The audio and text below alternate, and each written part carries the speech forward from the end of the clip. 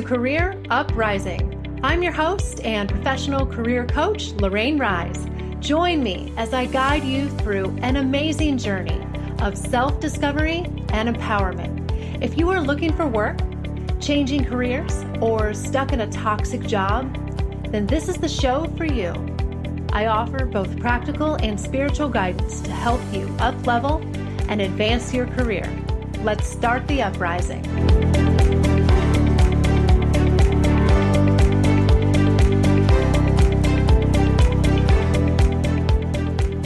Hey everybody, you are listening to episode 148 from Entrepreneur to Employee. Welcome back to the show. How are you guys doing? It's November. We're rocking and rolling, approaching the holiday season or kind of into it at this point. I don't know if you're somebody who puts your Christmas stuff up now or not. We are. We're kind of early folks with that kind of thing. We love the holiday season at my house. But I hope you're doing well. I hope you're closing out the year on a positive note. One little housekeeping item. If you've been listening to this show, I know you've heard me say this, but I did put out a book recently. That's my big announcement that I made a few months ago. It's called What You Didn't Learn in School: Lessons on Growth, Change, and Living Your Best Life. So we're getting down to the wire. When the show comes out, it'll be out in 2 weeks. So if you're going to pre-order the book, which you can do now, go to Amazon, Barnes & Noble, and then email me at lorraine@careeruprising.com with your receipt or a screenshot of your purchase, and I will add you to the list to get all kinds of goodies for free, including an invitation to my book launch party, where I will be doing some live on-the-spot coaching for anyone who attends. All right. And much, much more. So email me for more details if you like, or send me a LinkedIn message, either way. But let's dig in. Let's start the show here. So let's think about this. Entrepreneur to employee. This is a really specific topic. So hopefully this will speak to some people. I've been feeling kind of called to do this topic over the last couple of weeks because when I think about my client base and the people that I work with, one thing I notice is that there are a reasonable number of people who have self-employment in their work history, maybe as a consultant or in the family-owned business or whatever it might be. Gosh, I know I've been both of those things, sometimes at both at the same time. I know both the employee and the entrepreneur world very well. And let me tell you, they are very different, very different. Sometimes they play nice together, sometimes they don't, right? So what do we do about this when you want to make that transition?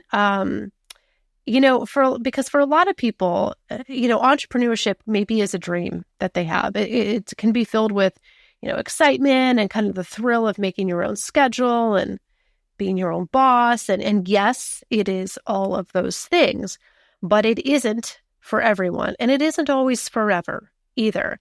And I think that that's something that people assume, right? That, well, once you work for yourself, aren't you going to always want to work for yourself? Why would you want to not be your own boss? What could be better than that? Why would you want to change that? And it's just so much more complicated than that. I think those words are typically spoken by people who've never done it. But I've done it, and I know it's challenging, and I know it's not for everybody. And it doesn't have to be for you at all times. You can do whatever you'd like. I definitely work with clients who, for a plethora of reasons, may want to come out of self-employment and go into a traditional job.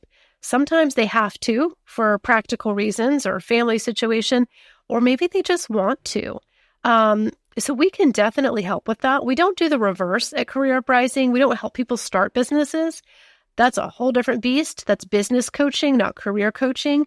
Now, if you need a business coach, please do tell me, because I can refer you to somebody terrific. I definitely have them in my network. But at Career Uprising, we help people land new positions or change careers within the traditional job market. So if you are thinking about coming out of self-employment, this show is for you. Or even if you're in a traditional job, but thinking about starting something on the side and, how is that going to work with my job, this could be for you as well. All right. So I think despite the allure of working for yourself and the amazing benefits that come with it, because let me tell you, it's pretty dang amazing sometimes. It is difficult, okay? There are challenges. You're just trading certain challenges for other ones. So for some, I think there comes a time when, for whatever reason, transitioning from an entrepreneur to an employee is necessary or desirable. So whether you're returning to the corporate world after a venture or you just need some more stability, you want to give up the hustle and have a steady paycheck, whatever it might be, this transition is significant and it can be daunting. So what we're going to do today is explore this process of going from an entrepreneur to an employee. And I'm going to offer you some tips on how to explain this transition in interviews and just kind of manage the shift from a mindset perspective, how to handle not being the boss anymore, and maybe some other basic considerations in there. All right. But step one is just preparing for this transition. All right. And this is something that you need to think about and prepare. It's not an overnight done kind of transition. It's pretty significant. So before you start just getting out there and applying and shooting your resume off, there's a couple of things I want you to think about. All right. First, I want you to reflect on your goals and identify your reasons for making this change. Have crystal clear clarity on what you want to get out of this, transitioning to being an employee. Do you need stability? Do you want to develop new skills? Do you just want a new challenge? Or maybe your business is up and running and you just have the capacity to do something else, right? Maybe you need the health insurance, the benefits. That's okay. I want you to have clarity on why you're doing this to make sure that this is going to solve whatever it is that you need to solve. I want it to do what you think it's going to do for you. And you won't be able to recognize that unless you know, okay, this is why I'm doing it. And going back into the workforce is the solution for that. All right. So take a self-inventory, reflect on your goals, and get clarity on why you are doing this and why this is necessary. And that's going to help you a lot in the interview process because you're going to be talking about this. They're going to ask for sure. Number two, of course, is very basic, is going to be to update your resume. You're going to need to put that entrepreneurial experience on your resume. And there's a lot of different ways that we can do this. So when I work with my resume writers on this, with clients, we kind of take it on a case-by-case basis. But you need to own this experience. It's a good thing. It's not something I want you to hide or that you need to cover up, but you might want to present it in kind of a strategic way. Some of the things that you're going to want to emphasize are leadership experience, of course, if you have that, adaptability, the ability to manage projects independently. Entrepreneurs usually have a lot of initiative and drive. Those are all good things. So I want you to make sure that those things come through. And I know you have a huge, huge skill set. As an entrepreneur, you do it all. You have a lot of skills. So it also could be easy to want to put all of those skills on there and then you're not quite focused. So I want you to make sure that when you write your resume, you're focusing on the skills that matter most for the jobs you are applying for. You don't necessarily need to list everything you've ever done. That might look a little bit all over the place. So be intentional about how you're writing your resume and what you're emphasizing from your entrepreneurial experience, okay? And then sometimes we're a little bit strategic also with job titles. Sometimes I tell clients not to necessarily put owner or founder on there. Not because you need to hide your entrepreneurial experience. It's not that. It's more that doesn't really tell them what you did. So you might want to put founder, owner, / and then a more specific job title that it represents what you did there and also hopefully aligns with the positions that you are applying for. So you might need to make kind of a hybrid job title in there. Just putting owner might not really tell them what you did. Okay, so just little things like that, little hacks, easy things to fix. But those are some of the things that you have to consider is if I'm reading this as somebody else who works for a company, how is that going to land with me? What questions am I going to have? What am I going to think about that? Right? You got to get out of your own head. So think about that. But this is the time to get your resume updated and put those experiences on there, thinking about aligning it with the direction that you want to go, always. And then, of course, I'm a broken record on this with this show, but networking strategically. I think especially given that you have been kind of in your own world and doing your own thing, and now you're getting into the corporate world, you might feel like you don't have the connections, so you may have to forge some, but I think networking is going to be really, really important to help you kind of overcome any hurdles or biases that might be in there against people who have self-employment, to help you get in there and be seen. So make sure that you are connecting with people in the industry that you want to go into, whether it's one-on-one, small groups, or industry events, whatever it is. You might feel like you've been just so focused on growing your business that you've lost touch with your network, or maybe you don't. So I know for me, I feel like a lot of my network is other business owners. Ever since I started business myself, my, network of business owners has gone through the roof, and that's a great thing. And sometimes that could still be helpful for you in landing a job, but it might not feel like that's what you want. So I think a combination of leveraging relationships that you already have and then also forging new ones is going to be really critical for you. But this is definitely one of those situations where I think networking is probably more important than ever. Because if you just rely on the job boards and the strength of your resume alone, that could work.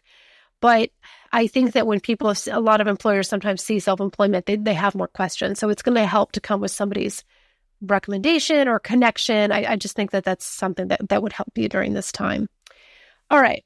Let's take a quick commercial break. We have a lot more. When we come back, I am going to get into interviews. How can you explain this transition and feel comfortable and confident talking about your self-employment in interviews? All right, so we will be right back.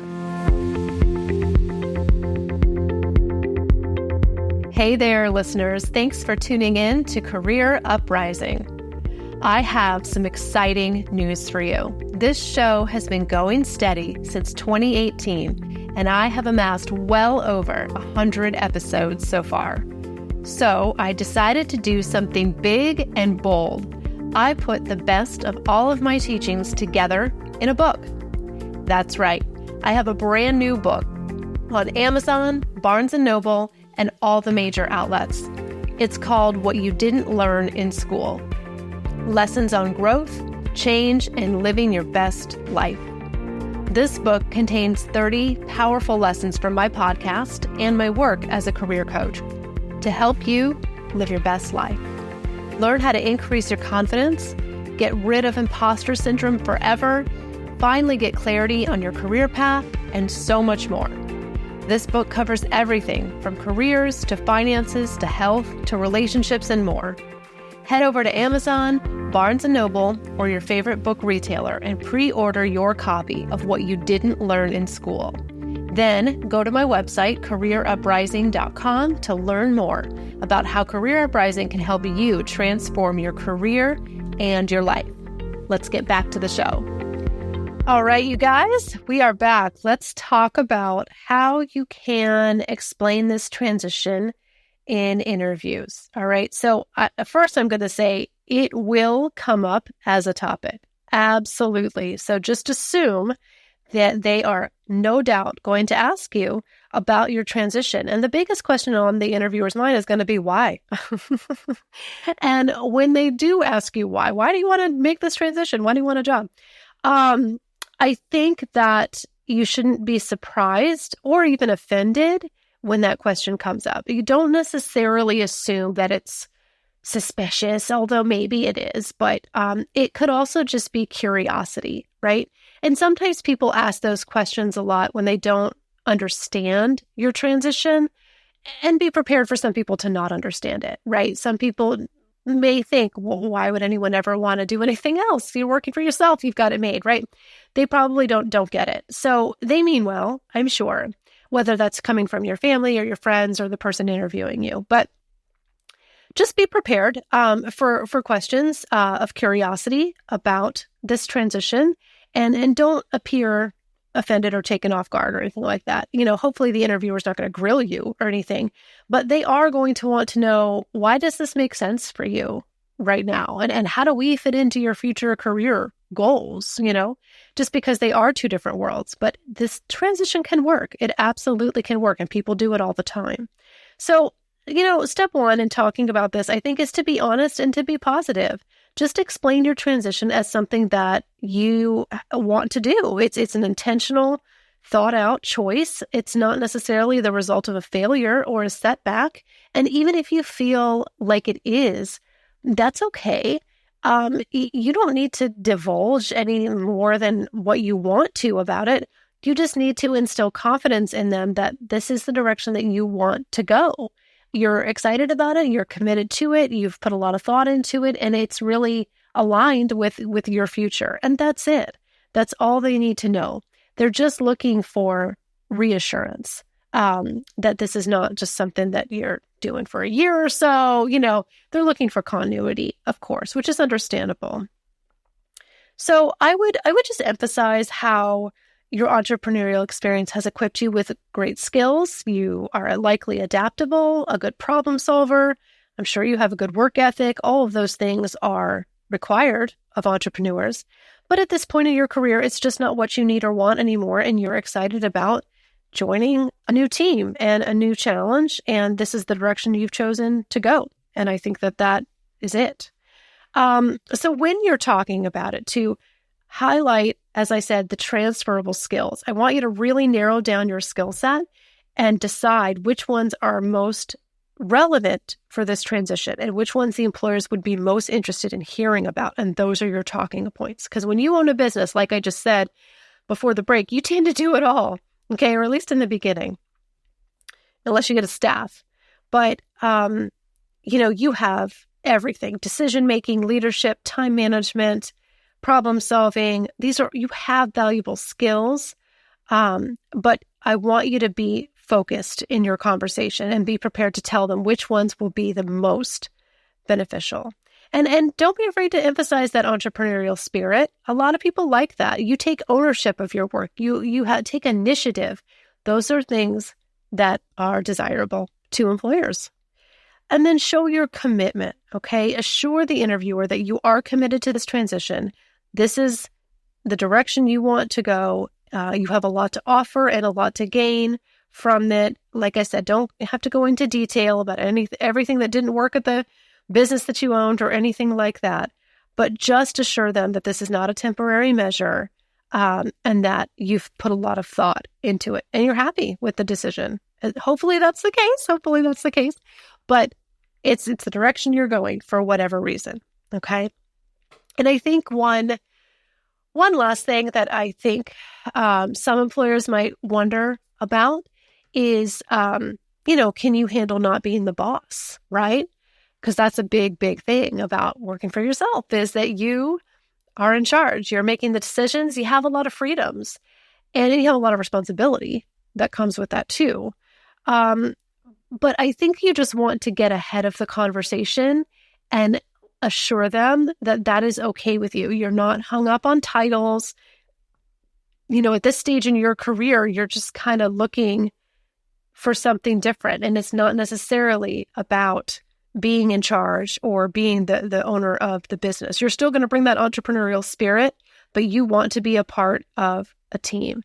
And you need to work on that mindset yourself, because like I said, there's a lot of freedom to be an entrepreneur, and you will likely give up some of those freedoms. You will when you go into the corporate world. You're going to have to adapt to other people, and there may be some constraints on how and when you work and your salary.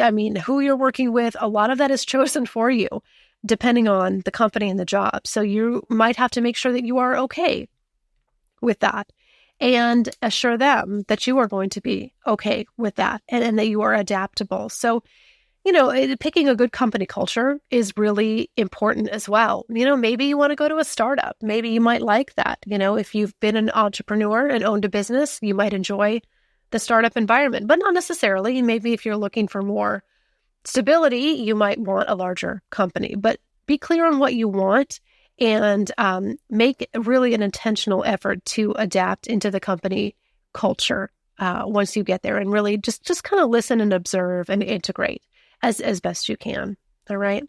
And one last thing I want you to consider too is you don't necessarily have to pick one or the other.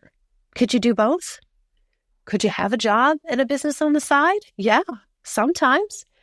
It can look like a lot of different things, but gosh, that's what I do. That's what I've done for years. I've kept consulting jobs for a long time with Career Uprising. You can do that. You don't necessarily have to pick one or the other, okay?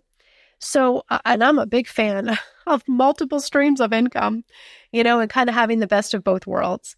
So if you choose to go that route, I think it's pretty likely you're going to need to have a 1099 contractor relationship with your employer, most likely, but it's a case-by-case basis, not always. I know people who have W-2 employment and have businesses on the side. It depends on the company, but it's something you do need to be transparent about. But I want you to consider that you may not have to choose. You might be able to have kind of a side hustle, as they call it, while you have a job. So it just depends on if that company has, an anti-moonlighting policy or anything. Some do, some don't. But consider that and see if you could negotiate that with a company. Would they be willing to bring you on as a consultant while you do something on the side? It's very, very possible. And personally, that's my preferred arrangement. But everybody is different. So get creative and think about what could work for your situation. And is it necessary for you to move to a completely different situation and totally give up the business? Could you just wind it down? Could you still own it and have somebody else manage it while you get a job? I think there's a lot of ways we could slice this, right? So don't limit yourself to just a black and white view of this. The world is changing. Flexible work arrangements, the gig economy, freelance work, that stuff is growing. It's really, really growing. So take advantage of that, okay? However you do it, though, transitioning from an entrepreneur to an employee is a significant change, but it is a move that can work. It's excellent for your personal growth and your networking. There are definitely opportunities out there, but make sure you prepare for this transition. You might want to work with a coach to kind of know what to expect and help you manage this transition. But regardless, embrace change with a positive attitude and an open mind and confidence, and feel good about the experience that you have as an entrepreneur. I really kind of messed that one up. Entrepreneur. I said it too fast. It is a rewarding career, but it's okay if it's not for you, and you can change from it. Absolutely. All right.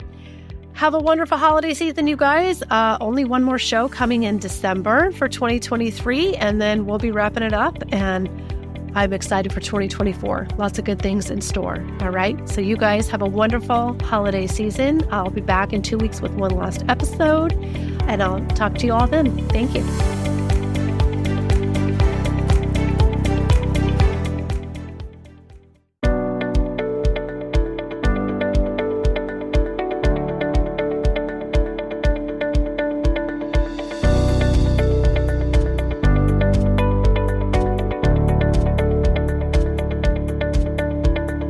That's it for today's show. Thank you so much for listening. If you like what you heard today, please consider giving the show a positive review on iTunes. It would mean a lot to me, and it would help to spread the word so that others can learn about the show. Thanks again for tuning in, and I can't wait to connect with you again next time on Career Uprising. This show was brought to you by InflowRadio.com. The best curated talk radio network for personal development, wellness, spirituality, and conscious business.